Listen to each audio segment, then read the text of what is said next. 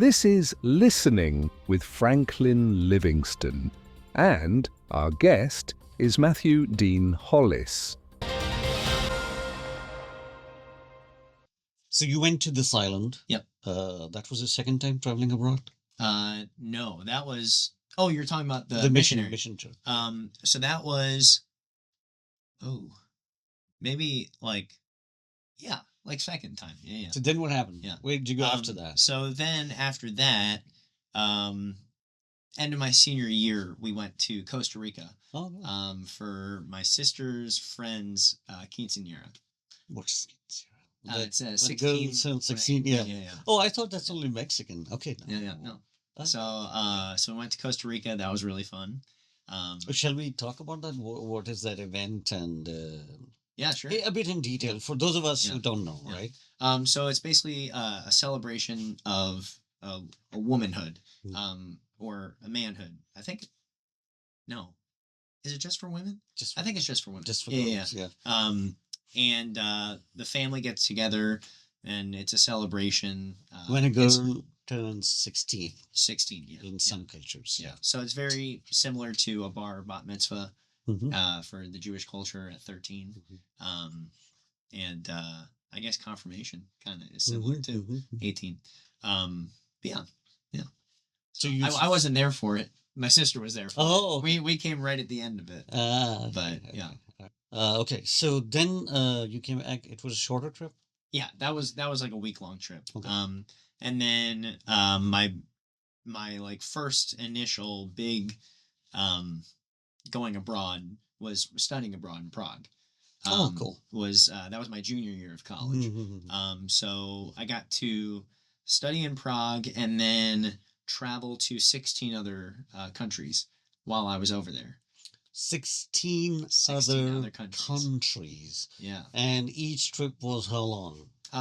From minimum 3 days to maximum 5 days. What was the greatest thing about these travels? Oh man. The food.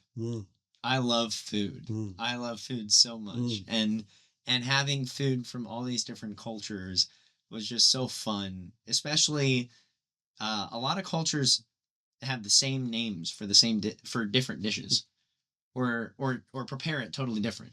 So like Hungarian goulash is a soup, with pieces of potato, a little bit of meat, and a lot of paprika.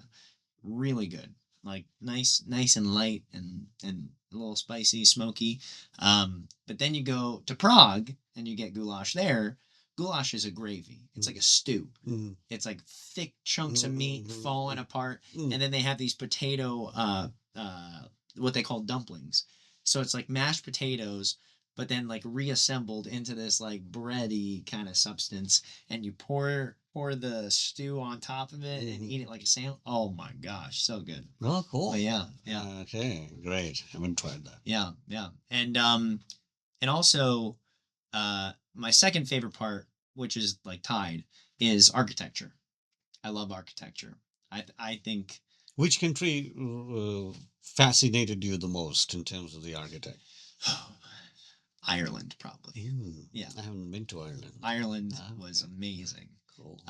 Because it's a lot of their architecture they have kept the way it was, but then just changed the inside of it to use it instead of like making it a museum, or like it's not useful, or just tearing it down and putting an apartment building up. Right. But like they actually use it and retain the beauty of it, and the artistry that it takes to.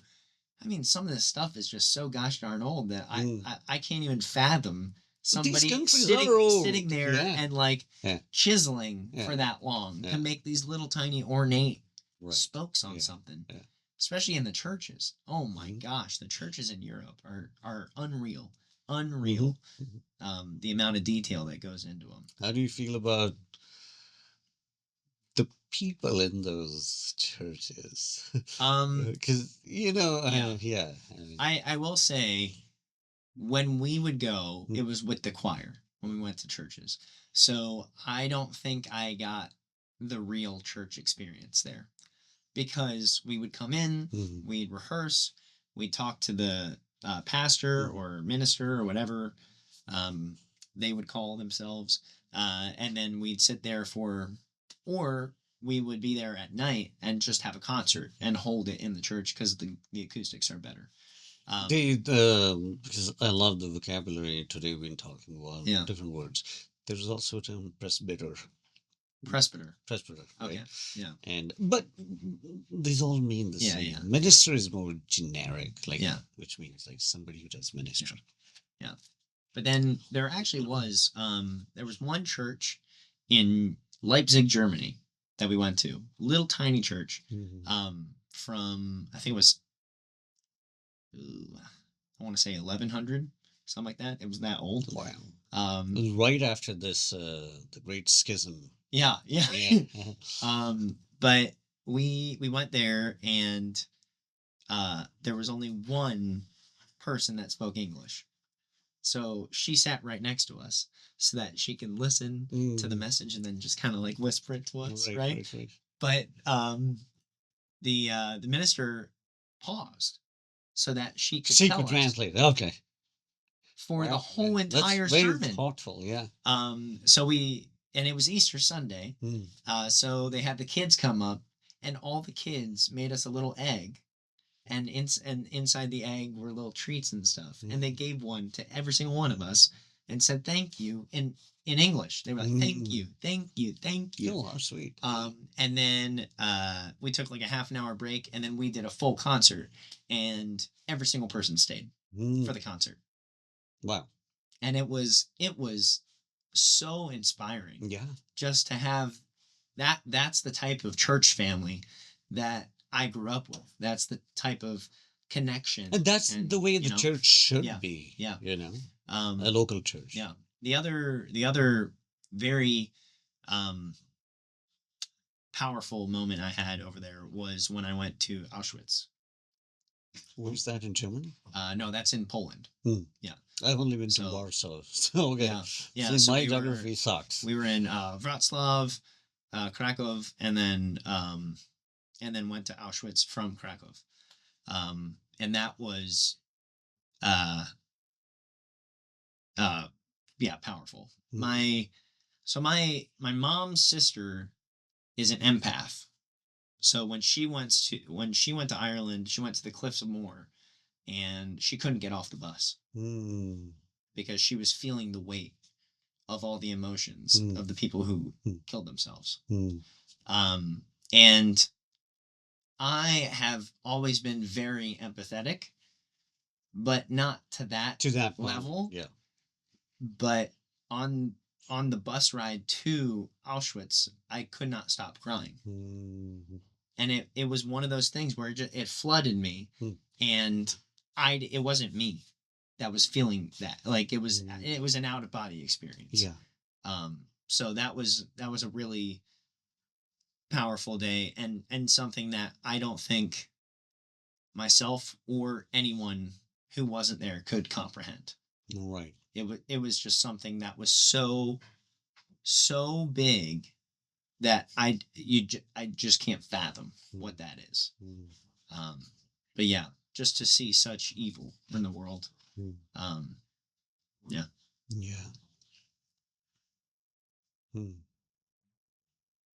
So did you go to Turkey and Saudi Arabia during the same time frame? No, that was years later. Oh, okay. Yeah. So I did I studied abroad, and then after that, 2 years after that, I joined a stunt show, live action stunt show in New York. No, a traveling one. Oh, okay. Yeah. So we did a couple months in the States, and then went over to England. We were over there for 3.5 months. Did pretty much every major city in England. Did Northern Ireland, Southern Ireland, Scotland, and then Paris also. And then we did South Africa, which was a crazy experience too, because I mean, we had just done England. You know, it's pretty much America. Yeah, It's very similar. yeah. And then we go to South Africa, and it's a totally Entirely different world. Which city did you go to? We spent a week in Johannesburg, and then went to Pretoria for 3 weeks. Cool. Yeah, I didn't go to Cape Town. That's my one Next regret time, yeah. from all my travels is I did not go to Cape Town when I had the chance. But it's very it was really pretty once we got out of. It's so interesting the way the cities are built there. It's very circle, circle, circle, circle, circle. So and the inside is the most city-esque, right? And then it starts kind of branching out to what I would liken to kind of project feel. So bigger buildings that are a little bit run down, and then it turns into kind of shacks, and then it's nothing. But then we went to Kruger Park, did a safari, and that was amazing. Saw a couple rhino, saw a couple elephants. Then we did a walk with lions. Literally walking? Yeah. Side by side? Yeah. Okay. Three adult lions were walking right in front of us, and we're all walking behind, and the guides are on either side of the lions. And then they had them, they threw like dead chicken carcasses up, and the lion would climb the tree and grab it, and then sat in the tree, and we all took pictures with them. And then they had little like teenage lions in a pen that we could go and like pet. One of them bit me on the leg, and then I lifted my leg, and he was off the ground, still biting me. Wow. And I was trying to shake him off. You had to go to bit with bleeding? No, not bleeding. Okay. I was like, oh my God. He broke a little bit of skin, but like not enough to gush. More like a lovingly. Yeah, it was a play bite. A play bite. Yeah. But yeah, that was a lot of fun. Cool experience. Cool, that's great. And you were still single then? Yes, I was single during that time. And you were still happy with God, or was it still mad at him, or what was happening there? I was having a great time. Okay. I was having a great time. Because you were having a great time, you were happy with God. Yeah. Thanks too. Yeah. I had a job, I was getting paid, I was seeing the world. And then COVID happened. Oh. Yeah, that was right before COVID. It was 3 days before I was supposed to get on a flight to Australia. And COVID happened and ruined that. And so when COVID happened, you were not here. I was in New York. I was, yeah. Okay. I was about to get on the plane to Australia. From here. Okay. From here, yeah. And that hit me hard. I was very mad. Very mad. God? Yeah. Okay. Yeah. Again. Mostly though at I was very ignorant. I was very ignorant and very I have a great immune system. I hadn't gotten sick in like 5 years at that point. So I was like, I'm not going to get this. Why do I have to not go to Australia? Right. Because other people are getting sick. What a messed up way of thinking. But at that point in my life, I was like, I'm invincible. I could do whatever. Like, why do I not get to do what I want to do just because a couple people are sick? And it was actually the third day. It took me 3 days of being like that to finally go outside and not see anyone in the streets of New York. Streets in New York have never been that desolate since 9/11. And 9/11, there was no one out. And it was just like that. And that's when I was like, okay, this is a real thing. Like, I need to stop it, you know. And it did make me, I actually ended up going home after not getting food because there was no food at the grocery store on that third day. Literally no food. Where were you in the city? Upper West Side. Okay, cool. Because at that time I was at 42nd Street. Oh, really? Yeah. Trying to understand the food situation, but it was really not good. Yeah. So I got home after not getting food, sat on the couch, and then started laughing at myself. Because I realized, well, why? Like, think about other people. I have money saved up. I have a family that I can go to. I have I have clothes on my body. I have shelter. I have food. I didn't need that food. I have some food in the pantry. Like, Right. there are people who just lost their job, who are sick, who are dying. I'm lucky. Like, why am I mad? Like, I'm not the person that this is hurting. So I'm going to add here too that in the city in particular, there are people who sell this fruit and stuff on the carts. Yeah, yeah. Or even food, like cooked food, and everything was closed down. Yeah. And there's people who make on daily basis and probably feed their families on daily basis with that money. Yeah. So So I checked my privilege, and I said, you know what, that I have no reason to be mad at anyone. I'm lucky. Right. And that actually was a moment where I turned back to God in a bigger way than I was before. So I'm very thankful for COVID. I utilized that time well, spending time with God, but also being able to come to terms with a lot of the things that I was holding on to, still trying to keep away from God.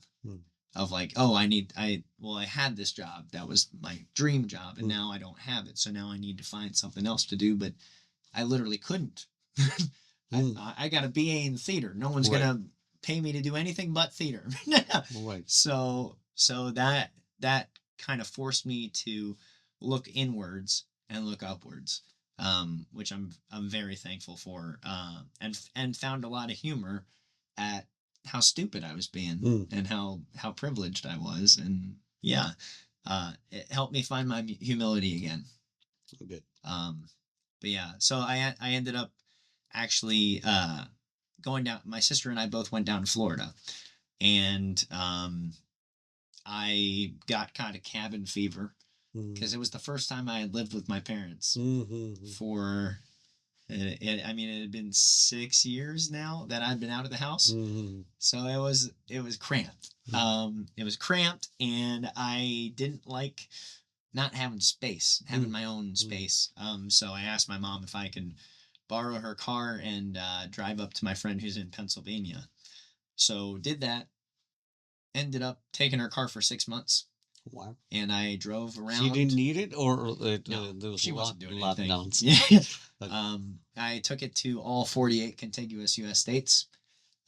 Went to almost every national park, pretty much. And just by yourself? What? Just by yourself? Yeah. Oh, cool. Yeah. I would pick up friends for some parts, and then meet people, and then camp over here, camp over there. I ended up going to a wedding of a friend, or no, other way around. I ended up meeting a friend, and she was saying how, oh, we just bought a home, but we're going to fix it up. And I said, oh, well, do you want help? She said, yeah, but we don't have anywhere for you to stay.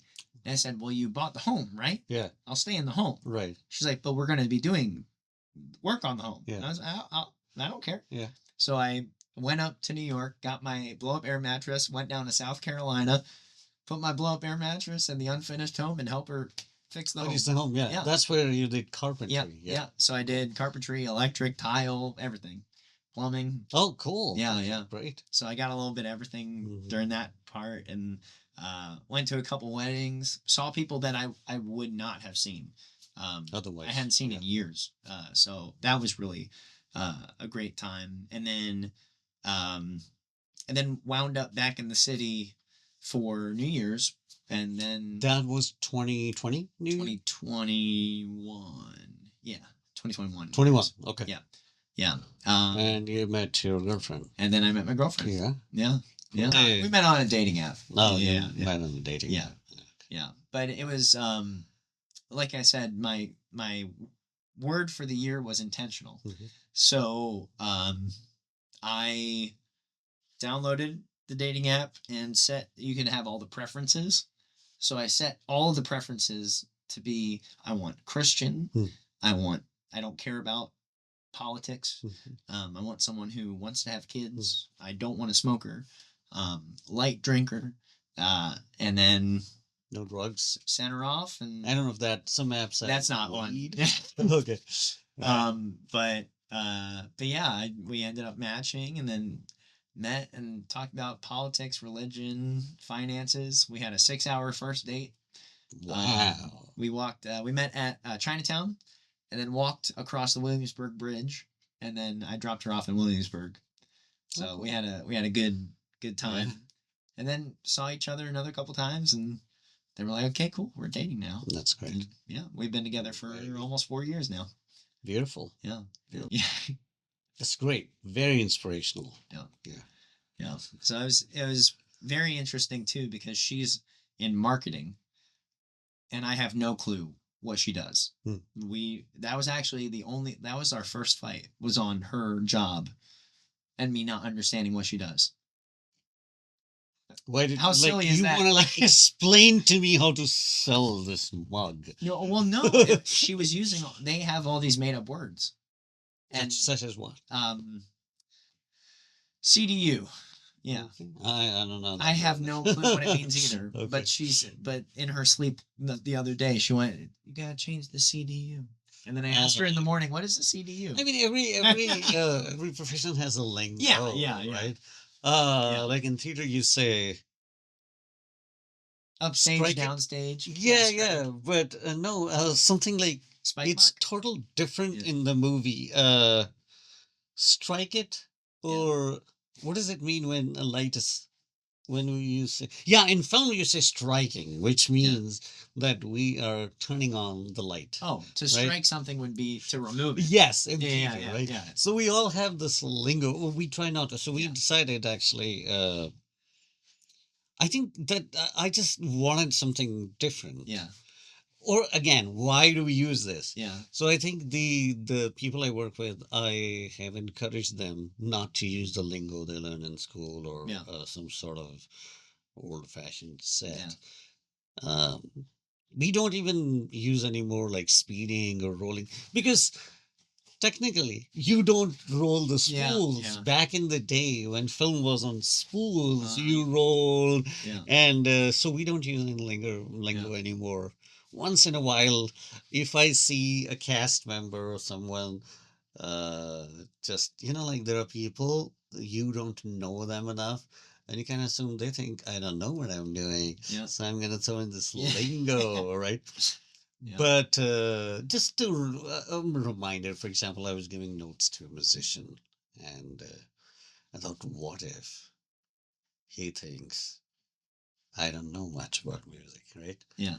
And so in the notes, I said, so remember in the first draft, you had a postlude, right? Yeah. So now this is, and I don't know, he didn't say anything, but I thought by adding that postlude, will give a signal. Oh, Franklin knows about music, right? And so whatever he's expecting me to do, the sad reality is why. Yeah.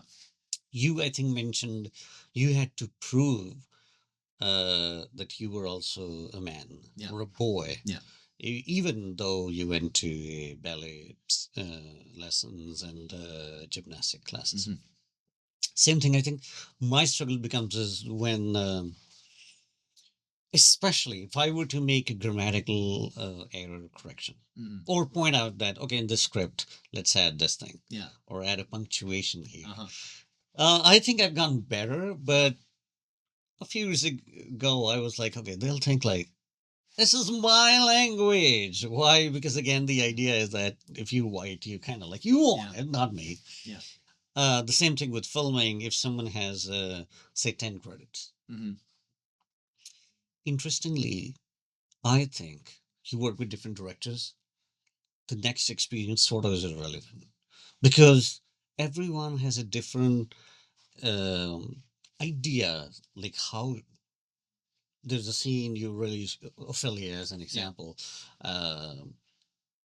she's talking to Hamlet. Now, every director will approach Ophelia differently if she's sad or she's saying, you wrote me these letters, etc., right? And so it's kind of like subjective. You can't really say that, oh, I was in such and such play with so-and-so, so I'm going to just keep repeating that. Same with movies. So I think I used to get like, okay, they'll think, how do you know about this? You don't know. But now I don't care much. So previously I had a tendency to throw in a lingo and say, I know it. So whatever action you're playing or objective you're playing, tell me what you want and what's your want from your scene partner. And now I don't. I believe you're right. It's okay if they think I'm dumb. Yeah. You know. So there's definitely, I think that's like getting comfortable in your skin. Yeah. Comes with some experience and maturity. But I wish, going back to the same idea, kids getting bullied, I wish the others who just develop these assumptions. I don't really like the word judging because it has overly used in the negative perspectives. But I think assuming that you don't know and I know better than you. It's not being humbled, as you said. Yeah. So some of us need to de-humble. I learned that word from guys. It might not be in the dictionary, but eventually one day it will be.